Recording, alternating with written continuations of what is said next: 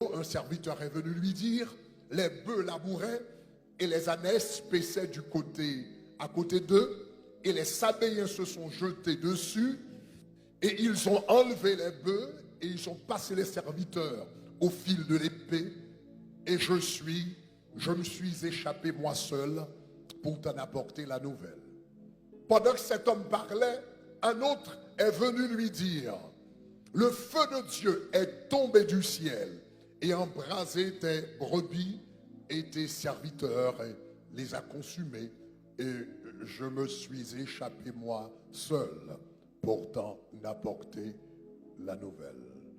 Pendant que cet homme parlait, un troisième est venu pour lui dire, des Chaldéens formés en bande de 3 se sont jetés sur les chameaux, ils les ont enlevés et ils ont passé les serviteurs au fil de l'épée, et je me suis échappé moi seul pour t'en apporter la nouvelle.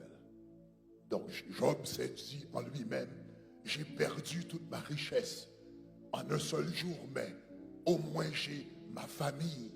Il n'avait pas encore fini de parler quand un homme est venu pour lui dire, voici un grand vent est venu de l'autre côté du désert et a frappé les 4 coins de la maison, et elle s'est écroulée sur les jeunes gens. Ils sont tous morts. Et je me suis échappé pour t'en apporter la nouvelle. En un seul jour, cet homme a perdu sa richesse, ses serviteurs, sa maison et sa famille.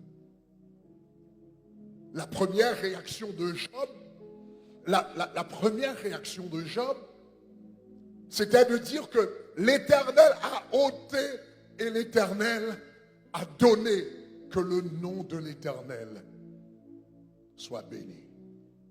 Mais ça, c'était la première réaction. Job en a eu d'autres après celle-ci qui n'étaient pas aussi positives. Job a eu une réaction, une deuxième réaction dans Job chapitre 3, quand la frustration a commencé à s'installer dans sa vie. Les amis n'étaient plus là, les parents n'étaient plus là, et il était tout seul chez lui. Et la frustration a commencé à s'installer en lui. Il a dit dans Job chapitre 3, verset 3, périsse le jour où je suis né. Et la nuit qui dit, un enfant mâle est conçu. Job était tellement frustré qu'il est même arrivé à dire, pourquoi ne suis-je pas mort dans le ventre de ma mère? Et pourquoi n'ai-je pas expiré aux sorties des entrailles?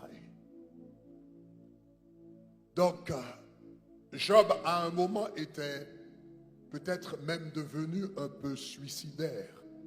C'était sa deuxième réaction. Et la troisième réaction de Job, que nous trouvons dans Job chapitre 31, c'est qu'il a traduit Dieu en tribunal. Il a dit, après un temps, il a dit, mais c'est pas correct, c'est pas juste. Donc, Job chapitre 31, verset 1er, Job dit, j'avais fait un pacte avec mes yeux que je n'aurais pas arrêté mes regards sur une vierge. Généralement, quand des hommes ont du succès, quand ils sont prospères économiquement, ils ont tendance à utiliser leur richesse, eh bien pour, je ne sais pas, pour se procurer de dizaines et dizaines et peut-être centaines de femmes comme Salomon. Mais Job a dit, moi, j'étais prospère, j'avais de l'argent, j'étais le plus considérable des fils de l'Orient, mais je n'ai jamais commis d'adultère. Je n'ai jamais commis de fornication. J'avais même fait un pacte, une alliance avec mes yeux, que je n'arrêterai pas même mes regards sur une vierge. Et Job continue dans Job 31, verset 2. Mais quelle part Dieu m'a réservé d'en haut? Quel héritage le Tout-Puissant m'a envoyé des cieux? Job continue pour dire, la ruine n'est-elle pas pour le méchant et le malheur pour ceux qui commettent l'iniquité? Donc Job a dit, je suis confus, je ne comprends pas. J'ai mené une vie de droiture, j'ai mené une vie d'intégrité, j'ai mené une vie d'obéissance, mais quel héritage le Seigneur m'a réservé d'en haut, qu'il a pris toute ma famille dans un seul jour? Est-ce que ça, c'est l'héritage des serviteurs de Dieu? Donc dans Job 31, le verset 4, Job 31, le verset 4, Job a dit, Dieu n'a-t-il pas connu mes voies? Donc Job a dit, on dit souvent que Dieu est omniscient, mais peut-être qu'il n'a pas connu mes voies. Peut-être qu'il n'est pas au courant de ma droiture, de mon intégrité et de mon obéissance. Il dit, n'a-t-il pas compté tous mes pas? Et il continue au verset 5 pour dire, si j'ai marché dans le mensonge, si mon pied a couru vers la fraude, que Dieu me pèse dans des balances justes. Et il reconnaîtra mon intégrité.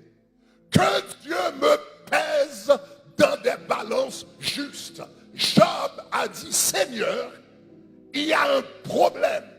Ta balance ne fonctionne pas.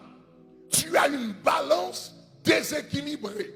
Tu as une balance mal ajustée. Que le Seigneur me pèse sur des balances justes. Ta balance n'est pas juste. Alors tu reconnaîtras mon intégrité. Le Seigneur a laissé parler Job. Et dans Job chapitre 38, le Seigneur répond aux interrogations de Job. Le Seigneur répond avec ces mots au verset 1er. L'Éternel répondit du milieu de la tempête et dit, qui est celui qui obscurcit mes desseins par des discours sans intelligence? Qui est celui qui obscurcit mes desseins par des discours sans intelligence? Et le Seigneur dit à Job, saint terrain, comme un vaillant homme, je t'interrogerai et tu m'instruiras. Job dit, puisque tu as dit, je ne connais pas tes voies, puisque tu as dit, ma balance n'est pas juste, donc cela veut dire, Job, tu sais mieux que moi. Donc je vais te poser quelques questions et toi, Job, tu vas m'instruire. Tu vas m'enseigner comment gouverner le monde et comment faire les choses. Donc Job, je vais te poser quelques questions et toi, tu m'instruiras. Et le Seigneur commence. Où étais-tu quand je fondais la terre? Première question. Le jour où j'ai dit que la lumière soit et la lumière fut, où étais-tu, Job? Parce que tu es plus intelligent que moi, tu dois pouvoir répondre à mes questions. Le Seigneur dit, dis-le si tu as de l'intelligence. Et au verset 4, le Seigneur dit, qui en a fixé les dimensions? Le sais-tu? Si la terre était plus grande, elle ne pourrait pas fonctionner comme elle fonctionne maintenant. Si la terre était plus petite, elle ne pourrait pas fonctionner comme elle fonctionne maintenant. La vie humaine ne serait pas possible si la terre était plus petite ou plus grande. Donc Dieu a dit à Job, qui a fait les travaux mathématiques, physiques, astrophysiques pour pouvoir déterminer les dimensions de la terre? Job, réponds-moi. Le Seigneur a dit à Job, sur quoi ces bases sont-elles appuyées? La terre, c'est comme une balle au milieu de l'espace. Il n'y a pas de colonne, il n'y a pas de pilier, il n'y a pas de poteau. Et pourtant, la terre continue à fonctionner au milieu de l'espace, sans aucune base. Job, explique-moi ce mystère. Donc, le Seigneur a dit à Job, qui a fermé la mer avec des portes quand elle s'élança du sein maternel? Quand tu es au bord de la plage, tu vois les vagues de la mer venir avec toute leur force, leur arrogance. Mais quand il arrive au bord de la mer, soudainement, eh bien, les vagues s'abattent, soudainement leur force se diminue et elles font du recul. C'est qu'il y a une porte. Le Seigneur a dit, comment ai-je fait pour mettre ces portes? Donc le Seigneur a posé à Job à peu près une 60aine de questions. Parce que Job, tu es plus intelligent que moi, tu dois répondre à ces questions. Comment Job a répondu? Donc, dans Job chapitre 40, Job 38 et 39, le Seigneur a posé des questions. Dans Job chapitre 40, la Bible dit, l'Éternel dit au verset 6 à Job du milieu de la tempête, c'est terrain comme vaillant homme. Le Seigneur a dit plutôt, chapitre 40, verset 1er, est-ce que Job, celui qui dispute, Job 40, verset 2, le Seigneur a dit, celui qui dispute contre le Tout-Puissant, est-il convaincu? Celui qui conteste avec Dieu, a-t-il une réplique à faire? Et Job répondit au verset 3, voici, je suis trop peu de choses. Que répliquerai-je? Job dit, je mets la main sur la bouche. J'ai parlé une fois. Je ne répondrai plus. 2 fois et je n'ajoute rien. Et le Seigneur continue au chapitre 40 et 41 à poser d'autres questions à Job. Et Job encore a réagi.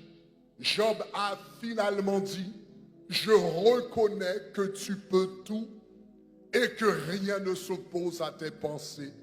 Oui, j'ai parlé sans les comprendre de merveilles qui me dépassent et que je ne conçois pas.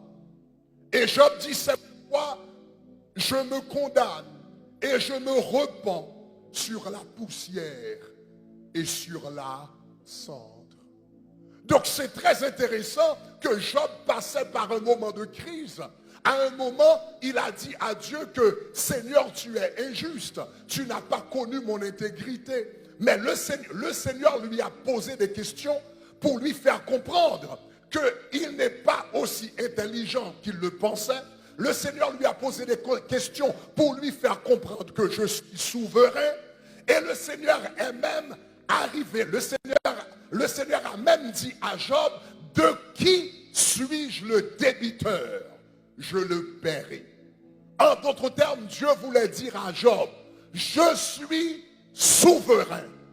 Je fais tout ce que je veux, où je veux, aussi longtemps que je veux, avec qui que je veux, et je n'ai à rendre compte à personne, parce que je suis Dieu. Donc Job s'est dit, tu es le Tout-Puissant, et tu fais ce que tu veux. Donc Job a reconnu la souveraineté de Dieu. Job voulait des réponses, mais le Seigneur ne lui a pas donné des réponses. Il a posé des questions, mais le Seigneur a refusé de répondre aux questions.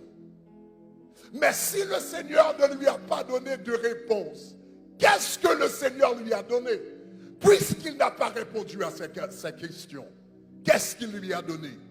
Job nous dit, Mon oreille avait entendu parler de toi, mais maintenant, mon œil t'a vu. Dans mon intégrité, mon oreille avait entendu parler de toi. Dans ma droiture, mon oreille avait entendu parler de toi. Dans ma vie d'obéissance, mon oreille avait entendu parler de toi. Mais dans cette crise, dans cette épreuve, dans cette difficulté, mes yeux t'ont vu. En d'autres termes, Dieu s'est approché de lui au milieu de la crise. Dans les moments difficiles, souvent nous demandons à Dieu de nous donner des réponses. Le Seigneur ne nous donne pas de réponse, mais il nous donne sa présence. Donc, aujourd'hui, mon ami pasteur Marcelo, ce que le Seigneur te donne, c'est sa présence. La famille Tunasi, ce qu'il vous donne, c'est sa présence. La famille Kandolo, ce qu'il vous donne, c'est sa présence.